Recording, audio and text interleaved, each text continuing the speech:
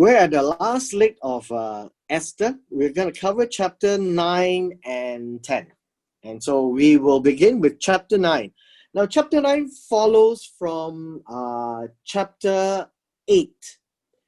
In that, chapter 8 talks about how the plan of Haman was foiled. All right. And so everything that Haman had planned was not taken on, and Haman himself was executed on his own gallows. Now, a period of time would have passed from chapter 8 to chapter 9.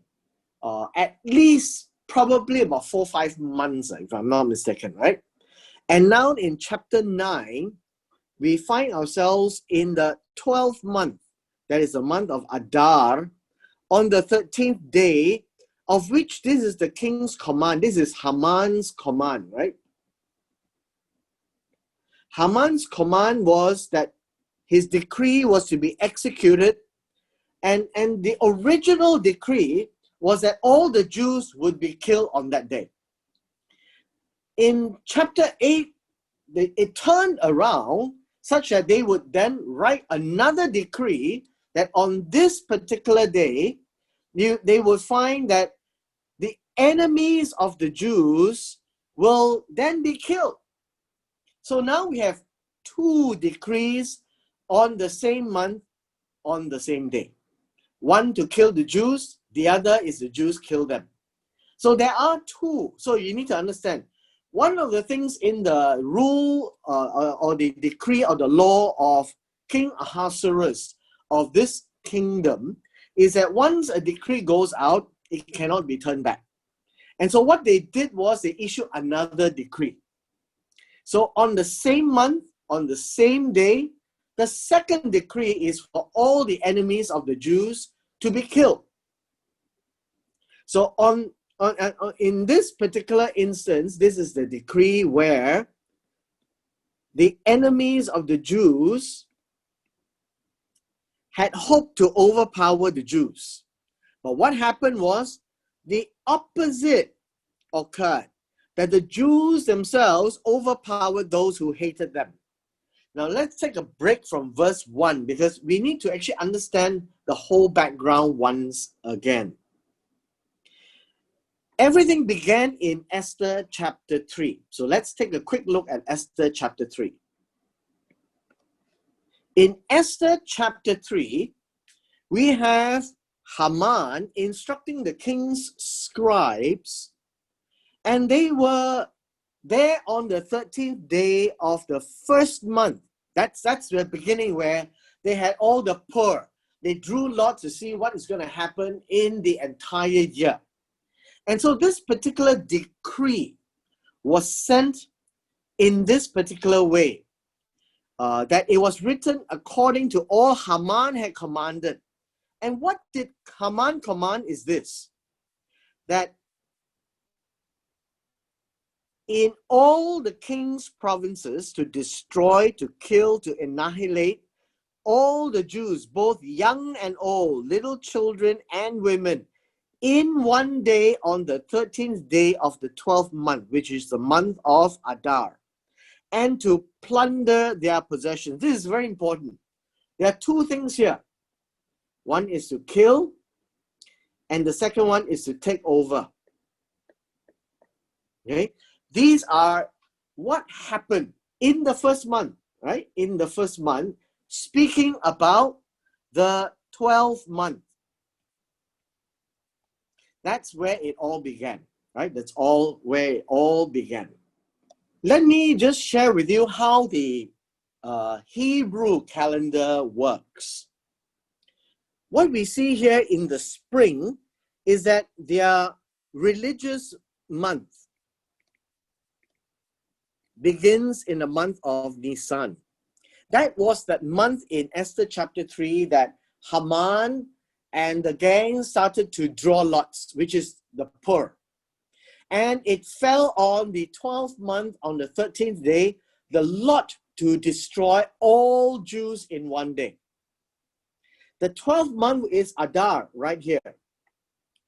So this was the month they started the lot on the 13th day. And here on the 13th of Adar, they were to execute that decree. Now, what has happened is that you need to understand how the religious months go. The religious months begin with the month of Nisan and ends with the month of Adar. And it starts somewhere in March, April, and ends somewhere in February, March.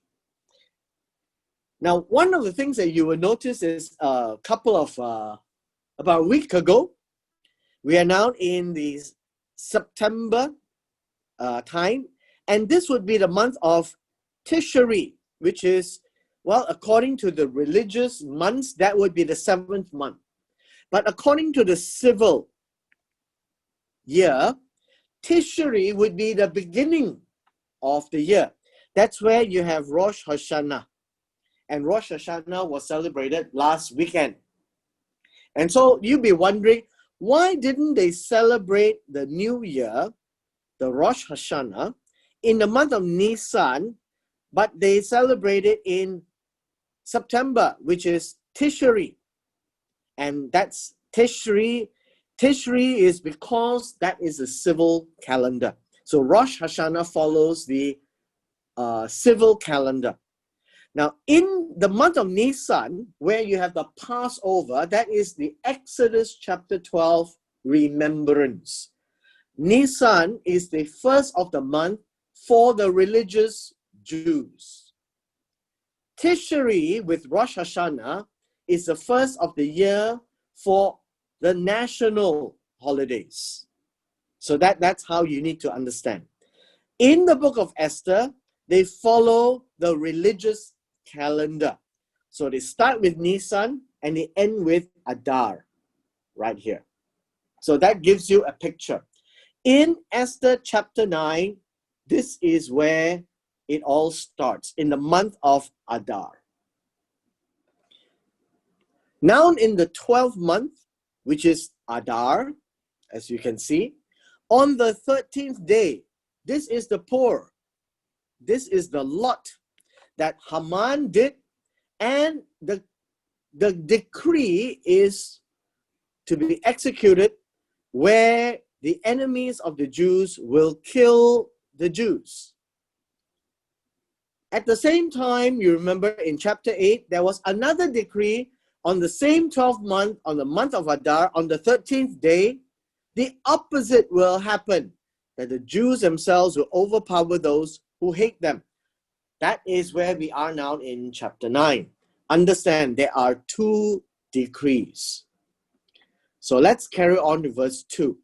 The Jews gathered themselves together in their cities throughout all the provinces of King Ahasuerus to lay hands on those who sought their harm.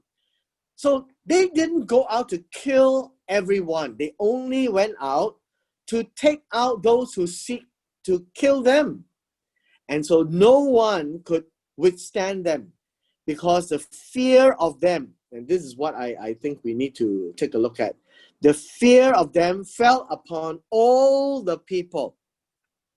This fear is the terror. The terror regarding the Jews, right? The Jewish terror. Meaning, the moment you hear of the Jews, everybody is so scared because they are now back in power. Mordecai as the closest confidant of King Ahasuerus. Then you have Esther the queen. And now this decree came out to counter Haman's decree. And so with that, the power and authority is in the side of the Jews. And with that, then we read of the fear that fell upon all the people. They fear the Jews. Now, this is literally fear the Jews. In the previous chapter, the fear of the Jews is a different word. And that would be how the Jews fear God. Verse 3. All the officials of the provinces, the satraps, the governors, and all those doing the king's work helped the Jews Because the fear of Mordecai, this is the same word, right? The fear of Mordecai. That would be the terror, that they are actually very terrified of Mordecai. So this is the terror of what Mordecai can do. And then it describes why are they so afraid of Mordecai? Because Mordecai was great.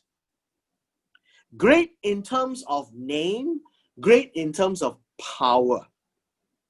Right? So the word great cannot stand on its own. So this would be great in terms of name.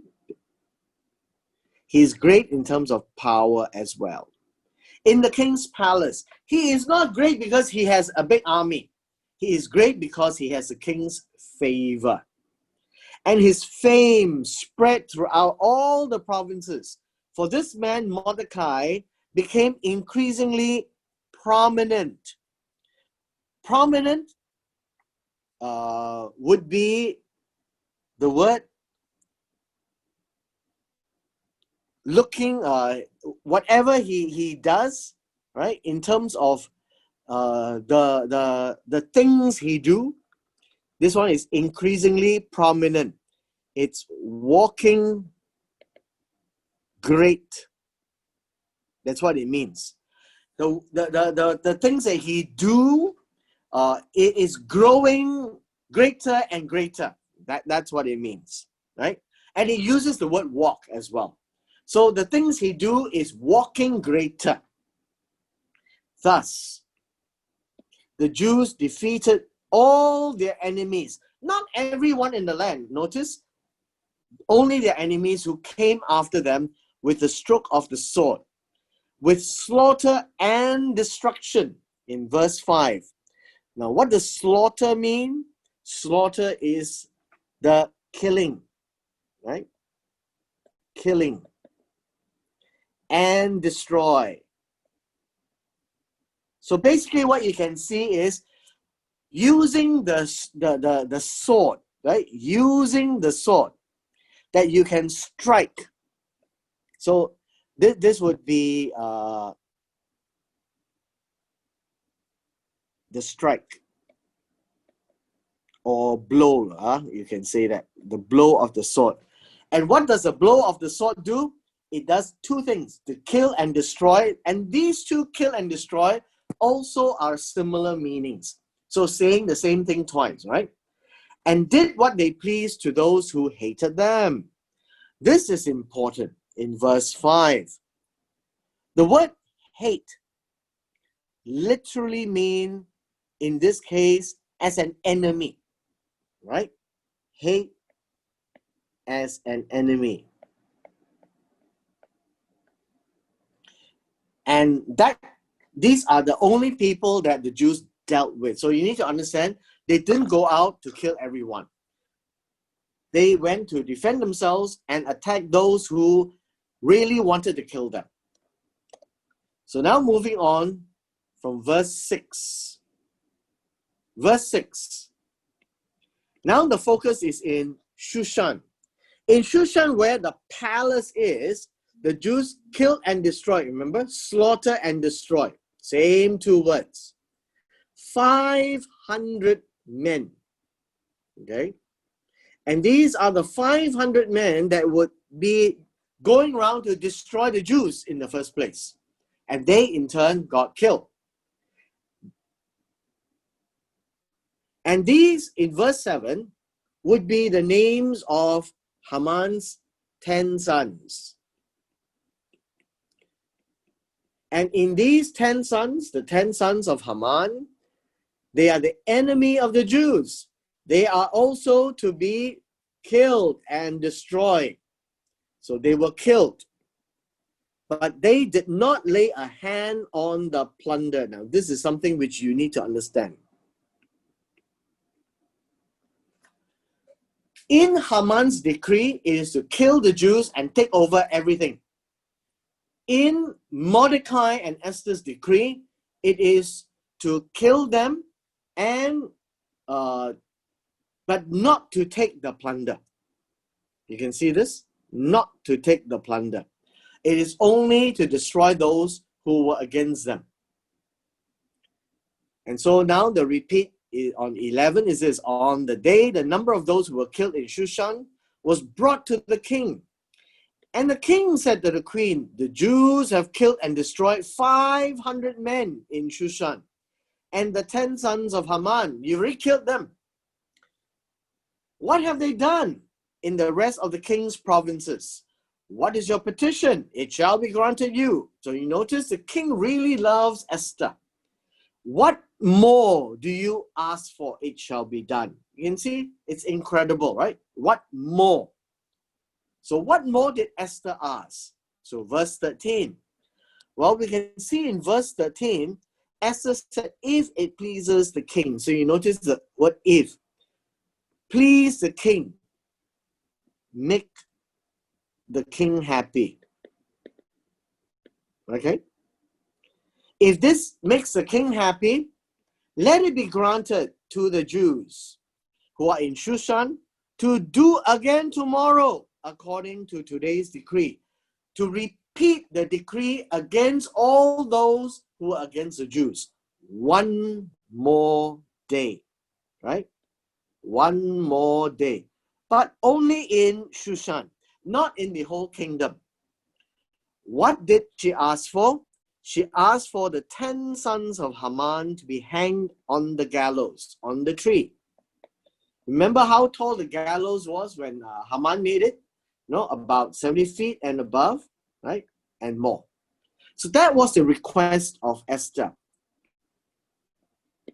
So let's look at verse 15.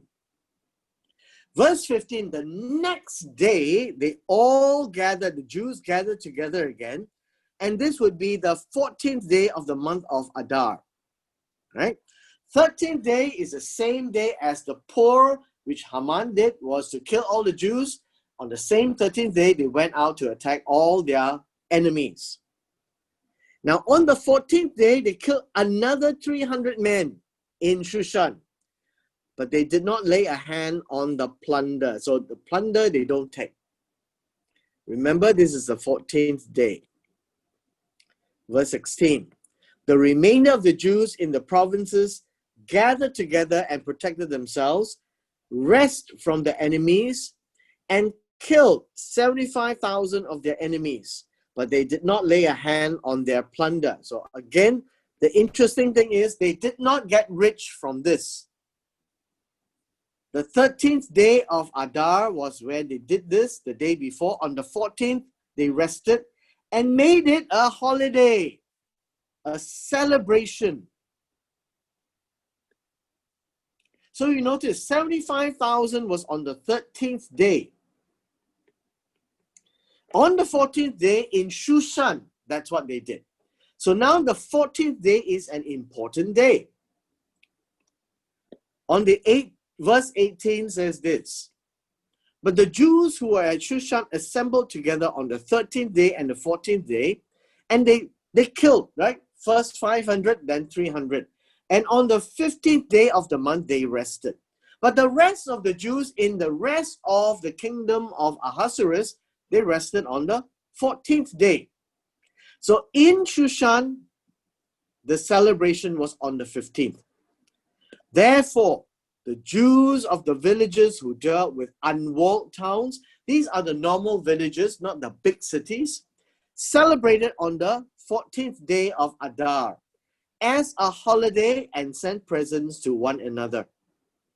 That's their celebration of the Purim.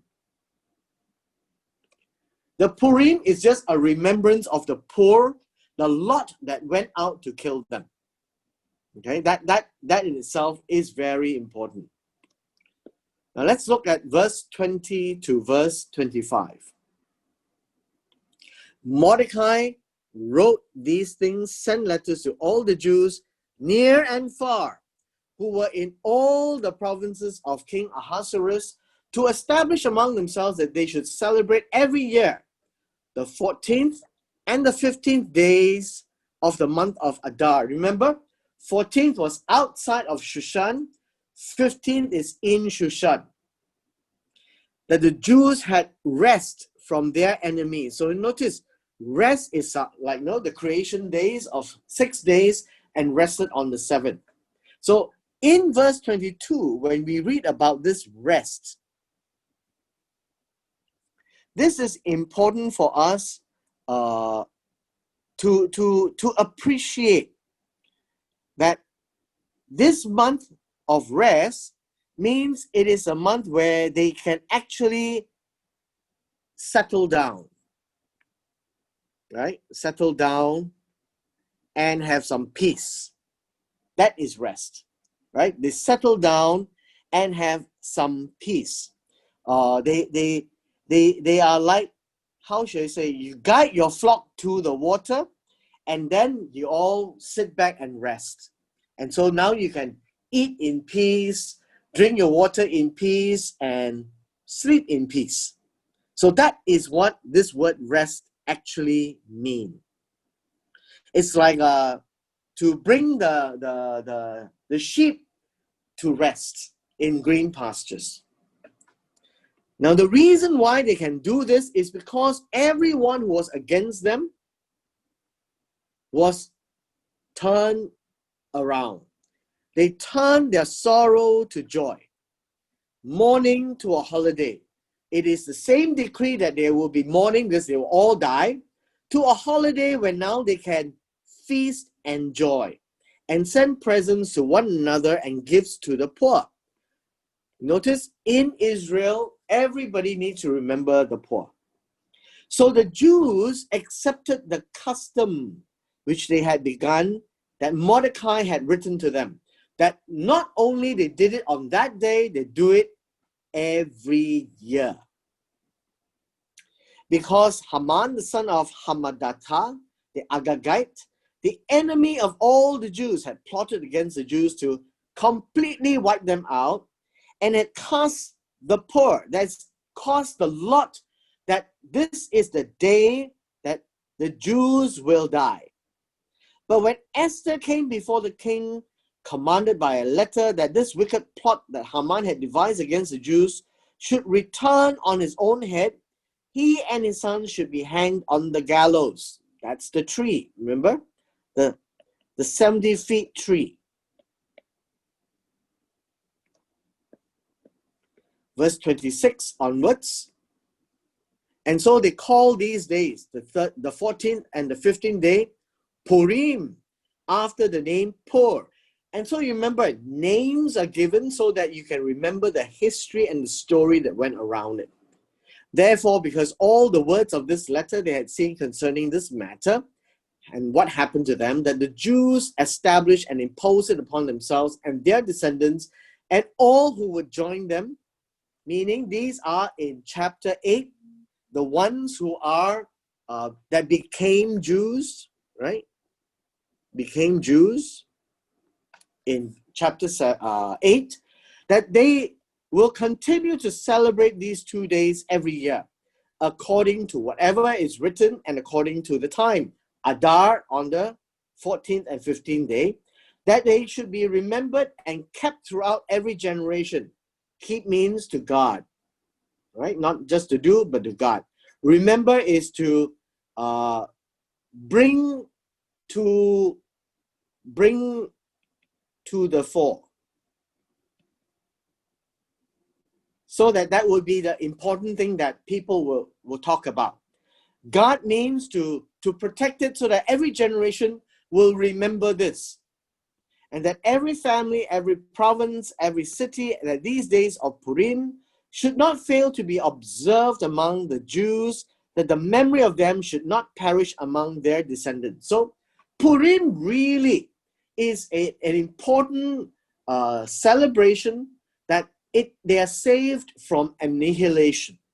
Okay, that's basically the celebration. Now, Purim today would be in our month of December.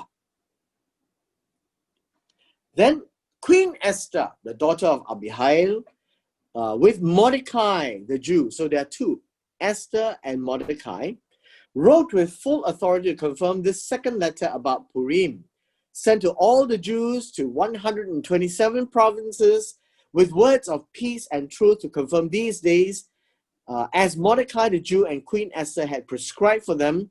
And notice, Mordecai the Jew and Queen Esther, these two stays together, right? And their descendants concerning matters of their fasting and lamenting. So the decree of Esther confirmed these matters of Purim, and it was written in the book.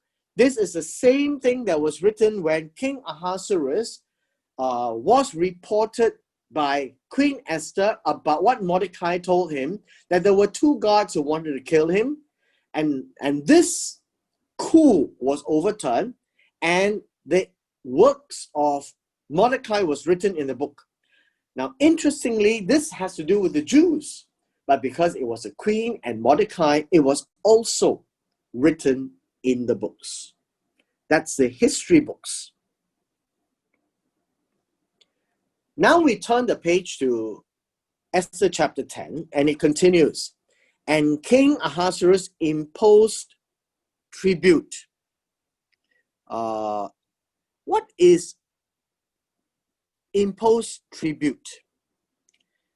This would be, how should we say? In the old days when you've got an empire that is very powerful, so even Malaya has to give bunga mas to the Siam king.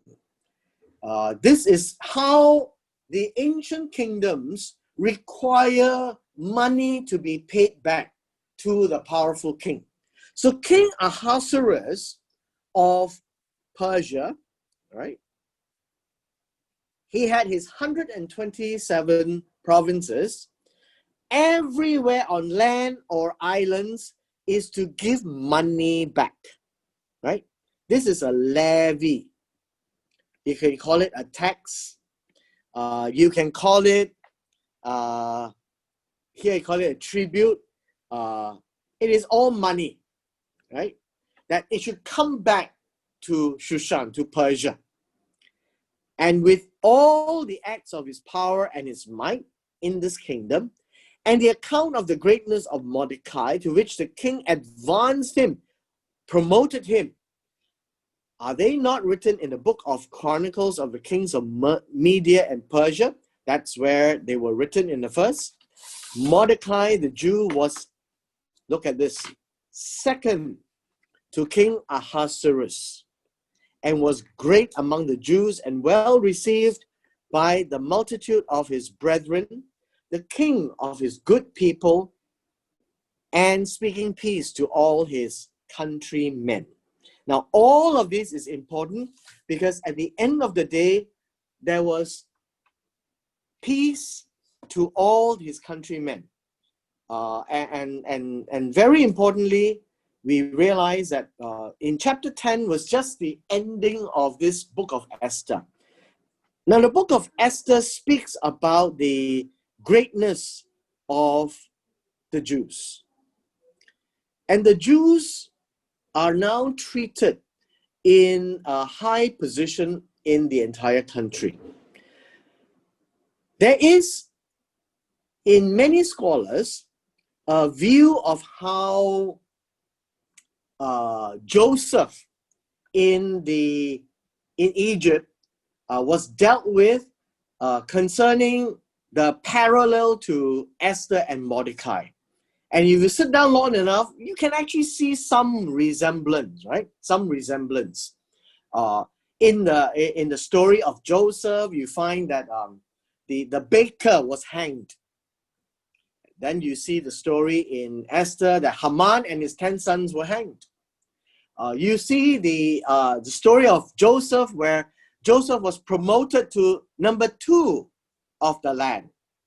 Well, you will see in the book of Esther that Mordecai was promoted to number 2 of the land. Right? You find that where there was peace because Joseph was able to provide the food, 7 years of full and 7 years of empty. And Joseph was able to prepare for the whole of Egypt that they had peace. And hence now with Mordecai and Esther, the entire land had peace.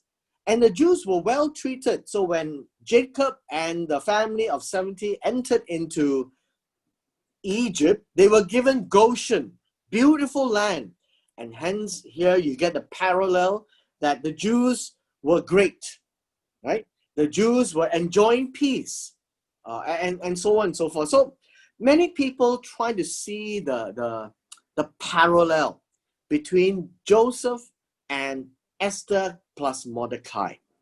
And so that would tell us that this became quite a nationalist and patriotic story that was written without the name of God mentioned at all. But we do see how they feared God and how things turned around, how they fasted, right? And implies how they feared God at behind the scenes, and how they were raised to counter all the attack on the Jews, that the Jews became victors at the end of the day. So the book of Esther really came in at the end of the Jewish writings to encourage the people that God is with them, that they will not be completely wiped out from the face of the earth, that they will always be remembered by God. And they are a people to be reckoned with, where there are many people who became Jews, right? Who joined them, as you can see, all right? And so this would be the end of chapter 9 and 10. Okay, thank you. All right. Okay, bye. Bye.